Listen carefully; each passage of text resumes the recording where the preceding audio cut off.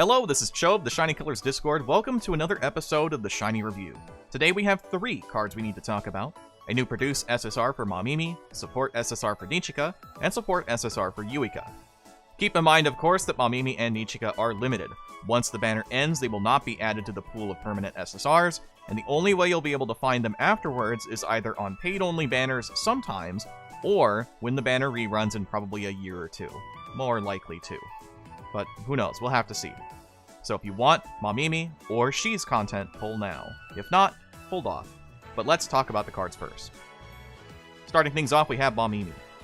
Our second limited P-SSR for the month, Mamimi 7 is a fascinating card to look at in almost all design aspects. She's our introduction to the concept of interest reversal, which works exactly as you figured. If, say, the rival AI have reduced the interest of a judge by 70%, then Mamimi would flip this, and instead, it's increased by 70%, taking a rough situation and flipping it on its head, or vice versa. On top of this, she also debuffs her vocal and visual when reversing interest, which is a somewhat bizarre design choice, and I guess we're gonna see that come to fruition with maybe one of the next Neechika SSRs. I don't really get why it's there. It's also worth mentioning that her initial appeal is fast, while her 4-star appeal is slow, which can certainly affect your decision as to which appeal you'll take or use in certain situations. She has access to plenty of strong passives and continues the dance mental uncaps we've been seeing in other Neechika cards. Really, the biggest problem with Mamimi is that she doesn't really mesh with the previous dance Neechika cards and kind of comes into a conflict of interest with Mamimi 5, so this card overall is kinda confusing. Her roles are Center, Self-Debuffer, Interest Manipulation, and she has fast, slow appeals. I moderately to highly recommend pulling for Mamimi. If you really like Dance Neechika, she's a worthwhile card to check out. If not, then you don't have to worry about it too much. Mamimi's initial skill is a fast Dance 3.8 appeal that reverses interest for 2 turns, and reduces your vocal and visual by 30% for 4 turns. This links into a Dance 3.0 appeal. The max version of this is a slow Dance 5.5 appeal that reverses interest for 3 turns, and reduces your vocal and visual by 50% for 4 turns. This links into a Dance 3.0 appeal. Mamimi's 1-star passive is a Dance 50% up that requires Mamimi on your team, and this has a 30% chance to activate twice. Her 2-star passive is a Dance 75% up that requires the full Neechika lineup. This has a 35% chance to activate 3 times. This also unlocks a Dance Mental plus 50 uncap. At 3 stars, Mamimi unlocks a Dance Mental plus 50 uncap, as well as a Dance plus 150 uncap. And her 4-star passive is a Dance 120% up that requires the turn count to be 5 or later. This has a 20% chance to activate 3 times. Her memory appeal, when maxed out, is a Dance Maximum 3.0 appeal that scales based on how low your mental is. That links into a Dance Maximum 4.0 appeal that scales based on how low your mental is. For the support recommendations, Kiriko is easily the strongest support you can get for Mamimi, and pairing her up with Sakuya and Yuika are not bad choices in the slightest. Natsuha continues to be one of the best generic dance supports, and synergizes well with cards like Christmas Jury. For the alternatives, Permanent Kiriko acts as a solid backup even if her passives are nowhere near as strong as Onsen. The rest continue to be solid additions for dance. Also, consider either Wanderlust Mamimi or Potato Mamimi for your other Neechika cards to complement the build. Definitely consider Wanderlust Mamimi if you are using the SR Sakuya support instead if you're going for a stall route, which we'll go into in a second. Now, as for the team recommendations, this is where things get tricky. This version of Dance Neechika is a little difficult to use well, I feel. This build, which emphasizes higher mental, gives us access to Sakuya and Kogane's passives, as those require our mental to be above a certain amount, and in Sakuya's case also requires us to be below a certain percentage at the same time as having a high base HP. Yuika 1 is included on this team to cut our mental quickly. Her 4-star appeal reduces your mental by 50% of its current, which will allow you to access some of your stronger passives very quickly. And you can use this to activate Wanderlust passives and keep our mental low and set up for a turn 5 memory appeal through stalling with either the Wanderlust SSR Mamimi or the Sakuya Mamimi SR, as we mentioned earlier. Now, through some discussions on the Discord, we came up with 2 alternate takes. If you want a low mental build, which sacrifices the ability to use Sakuya or Kogane passives, you can opt to use Yuika 3.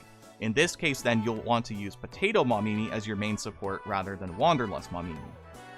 This, as mentioned before, will cut off your ability to utilize Kogane's passives and makes her kind of a somewhat irrelevant card on the team, and shifts the focus from Mamimi to Yuika as your primary damage dealer.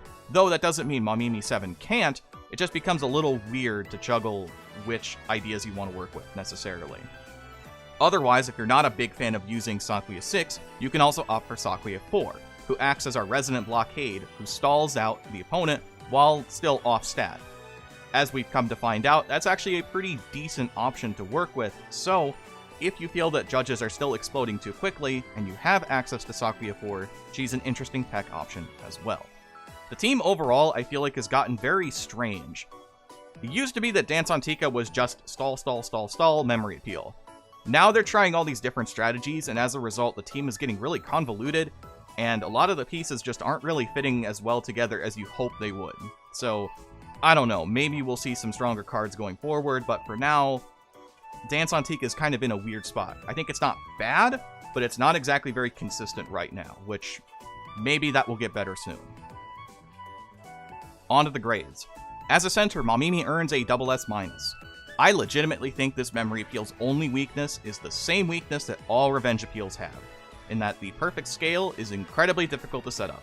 That being said, getting even into the really good numbers is much more doable, and when you consider all the Onsen, Wanderlust, or Potato passive procs depending on the build, you will have a genuinely powerful turn 5. Just good luck getting there for now, especially if you're going for the higher mental build.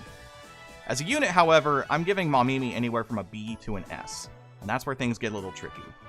Mamimi's passives are genuinely nice, and are super consistent for most team setups. If your 4-star passive hits on turn 5, it can be a done deal. However, her appeals and overall gimmick more or less rely on Morning Glory Jury or Hokura cards being present to make full use of her interest reversal. This unit wants to ideally stall, but too many things can go wrong quickly without much of your control. In a perfect world, she's fantastic. But she can come off as fairly underwhelming, especially if Hokura is not a particularly dangerous threat in that season of Grade Fest. The more that Hokura is popular, the better this Mamimi does, but as they sort of fall in and out of favor depending, this Mamimi will also follow suit, which is rough.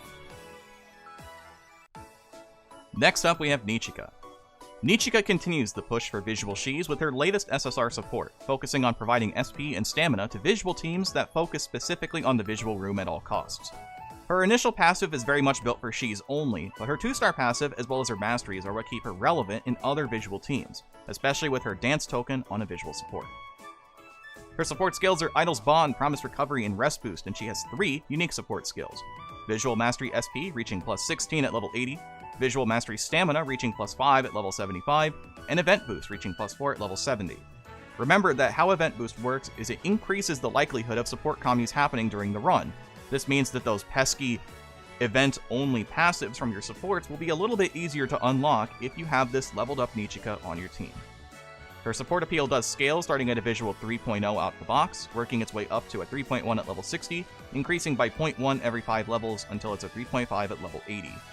Her TFD idea is visual, her insight token for grad is dance, and her proficiencies and landing point are in dance and visual. Neechika's 1-star passive is a visual 50% up and mental 10% heal, that requires the number of unique units on your team to be 3 or more. This has a 20% chance to activate twice.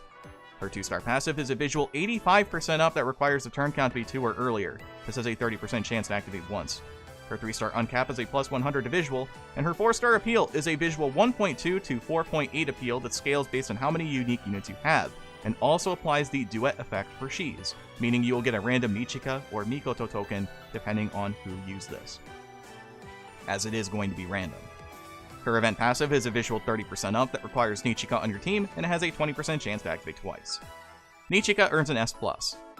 Neechika is a fairly consistent and reasonably splashable visual support for most visual-focused teams, which is especially useful considering she doesn't gate herself to being Shis only. You can view her as a slightly stronger version of Cherry Jelly Amana with a little less stamina recovery, but SP over visual gain, and stronger passives at the cost of not being able to use her 1-star passive on non-Shis setups. Her 4.8 appeal might be really fun for Festoors, but we'll need to wait and see first.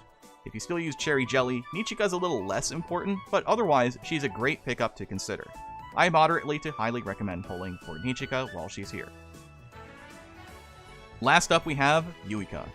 Our latest event SSR is Yuika, a dance support who comes with a surprisingly powerful 4-star appeal, the usual 1 and 2-star passives, and a focus on raising mental in the radio room. Naturally, since the passives won't be that special, the key point here is her 5.0 Revenge appeal that also lowers the judge's interest by 30% for 3 turns. She's a surprising complement to Wanderlust Mamimi, whether you have that appeal available or not. Her support skills are Idol's Bond, Promise Recovery, Rest Boost, and Stamina Support, and her unique support skill is Radio Mastery Mental, reaching plus 10 at level 75. Her support appeal does scale, starting at Advanced 2.5, working its way to 2.6 at level 60, and a 3.0 at level 80. Her TFD idea is Visual, her Insight token for Grad is Dance, and her proficiencies in Landing Point are in Visual and Mental. Yuika's 1-star passive is a dance 18% up that requires you to be in the dance position. This has a 30% chance to activate once. Her 2-star passive is a dance 35% up that requires the turn count to be 4 or earlier. This has a 30% chance to activate once. Her 3-star uncap is a dance plus 50, and her 4-star appeal is a dance maximum 5.0 appeal that scales based on how low your mental is and reduces the judge's interest by 30% for 3 turns. Her event passive is a dance 20% up that requires Yuika on your team, and it has a 40% chance to activate twice. Yuika earns a B. Aside from her passives being the usual mix of bad to okay enough, Yuika is redeemed through her 4-star appeal acting as a substitute for Wanderlust Mamimi's 4-star appeal. You can use this in tandem with Wanderlust to further lower damage, or set up for cards like Mamimi 7, who can reverse interest for a fairly solid boost of damage on the following turn. Combine this with her decent mix of proficiencies, and it makes her a very reasonable card to farm up for. I recommend farming for Yuika while she's here. And that will do it for the video today. Thank you so much, as always, for watching. If you enjoyed the video, feel free to like it, leave a comment below if there's anything you'd like us to cover more in the channel. Otherwise, let's look forward to whatever banner comes next. I've been Cho, thanks for watching, have a wonderful rest of your day.